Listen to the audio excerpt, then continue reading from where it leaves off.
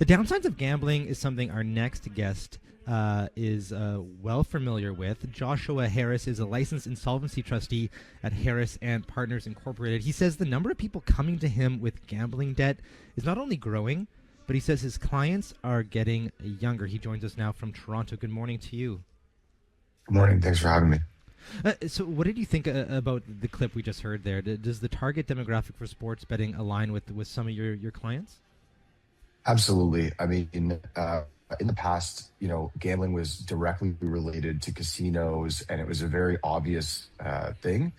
I think what we're seeing now is a lot less people recognizing addiction and issues with gambling. It's just an app on your phone or on your computer, and it's targeting young men, like they said. And sports. It looks fun. I don't remember growing up seeing casino ads everywhere, but you can't get away from these online gambling ads. So, what about sports gambling in particular? Like you said, your clients are getting younger. How much can you attribute that to sports betting in particular? I would say it's entirely attributed to the sports betting, and one of the main things with it is the recognition of the issue itself. It's so much easier to recognize you have a problem when you're actually holding chips in your hand at a casino, like I mentioned. But when it's just related to an app, what we're seeing is people aren't even recognizing that that's the cause of their debt issues or their insolvency. And you said, as we mentioned earlier, that many of them are getting younger. Why do you think they are getting younger? Is it just because of just the ads, or what do you think it is? I think it's the ads that are really targeting younger people. They're in when you're watching the sports games. It's every commercial break you're seeing multiple gambling ads, and older folks are just more comfortable going to an actual casino or playing a slot machine or something like that. While as younger people, they just download an app. They trust these things and they get right in there, and they drink more and get more excited about these games, and they don't realize how bad this can really get. What kind of stories are you hearing from clients about how they got so deeply into debt? What's kind of the narratives overall that you're hearing? In general, we're tying things mostly to the cost of living crisis in Canada. So we're not hearing too many more stories than usual about gambling. The trend is more that it's a percentage of the debt that is related to online gambling and things like that. So we'll have clients that where 10% is related to gambling, and they don't even see that as an issue, where it really is. I mean, that's a lot. It can be a lot of debt, and it can be a big problem in their lifestyle. So you're saying actually gambling debt is actually becoming a little bit more normalized amongst people. Just like, yeah, I owe a whole bunch, but it just is what it is. Totally, and they're not recognizing it as an issue. Like I mentioned, in the past, because you had to physically go somewhere or participate in something that was more active, people were recognizing that it was a real issue. They were getting help, self-excluding. Their family and friends were more aware of what was going on. Now, you might not even know, but your partner or your friend might be deeply embedded in these apps, and it just looks like they're scrolling Instagram or something, and it's really hard to recognize for themselves and for their peers.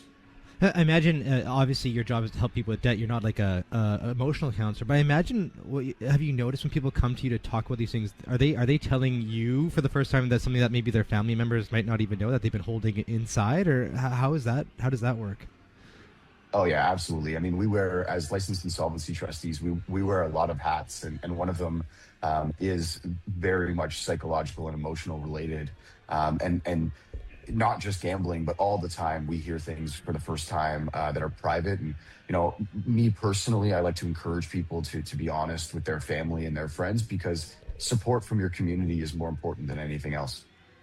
So yeah, obviously you're advising people how to get their debt down, but is that what you say for people to get out of it, to actually tell people, get people to take that step to tell family and friends as well? Is that what you also advise them?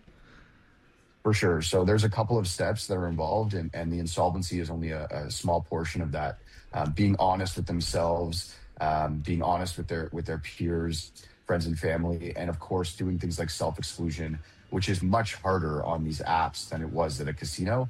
But getting the help they need, going to Gamblers Anonymous and things like that are a huge part of what we tell people. Hmm. And if you're maybe, do you think you're just seeing the tip of the iceberg? Do you think there's like, for based on what you're seeing, these are the people who have taken the time to come and see you. They've recognized there's a problem, but for every person you see, how many people do you think there are that are just still suffering or struggling in silence with gambling addiction? Yeah, I think, like you said, it's the tip of the iceberg. I mean, these apps haven't been around that long, and they're growing rapidly.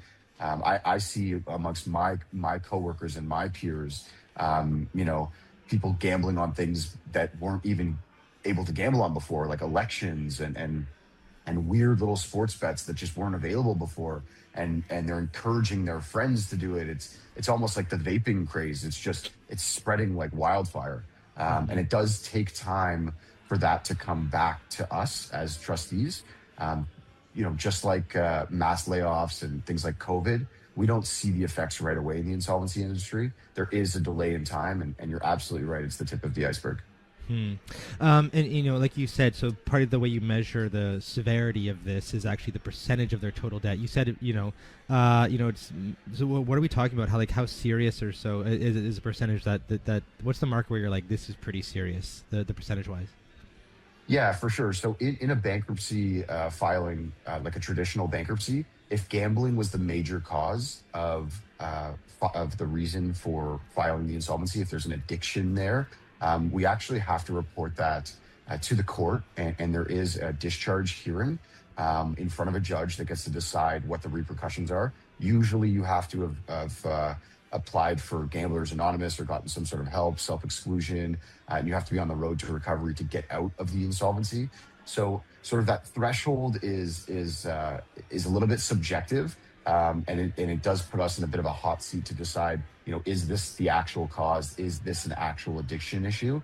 And certainly, if it's 2, 3, 5, even 10%, I'm not gonna, say that's the case, but it's mostly about the way that it gets presented by the person themselves, or through the discovery process, we discover that it is a much bigger issue than they thought it was.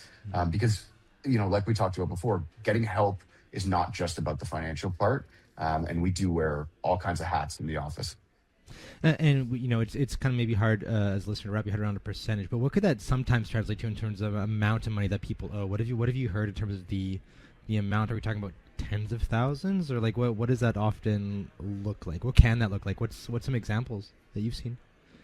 Yeah, I mean, it's a really hard question to answer because a total debt load can be different for everybody based on their economic or family situation. We see people with debts as little as $6,000 and upwards of millions of dollars. And we've seen gambling debts in the past, often casino related, that will go into the hundreds of thousands. With these apps, they're not really letting people get that deep into debt. But the problem is, because you can use your credit cards on a lot of these apps and your debit card and things like that, it's not you're not sort of borrowing money from the house, so it can be a little bit different. But yeah, we're seeing tens of thousands, absolutely.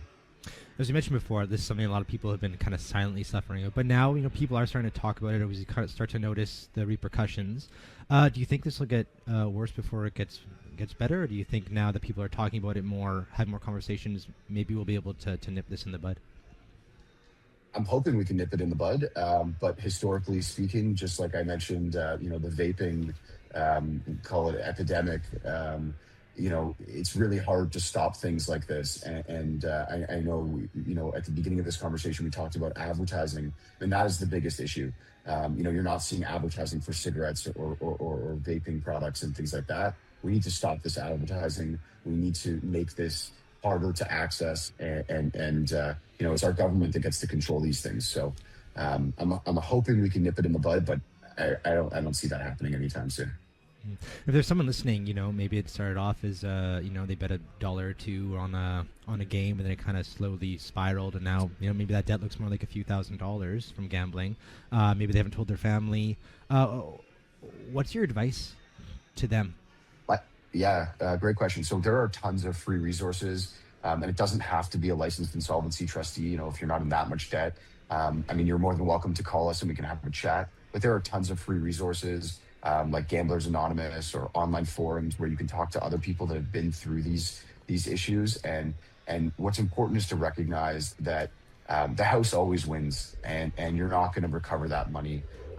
Even if you win big once, you're going to end up losing more in the long run. Otherwise, these companies wouldn't exist. It's okay to keep it private if that's what you want to do, but go out there and seek free assistance, because there's lots of free assistance out there. And step one is stopping the gambling. Step two is getting the help you need, and then we can go from there.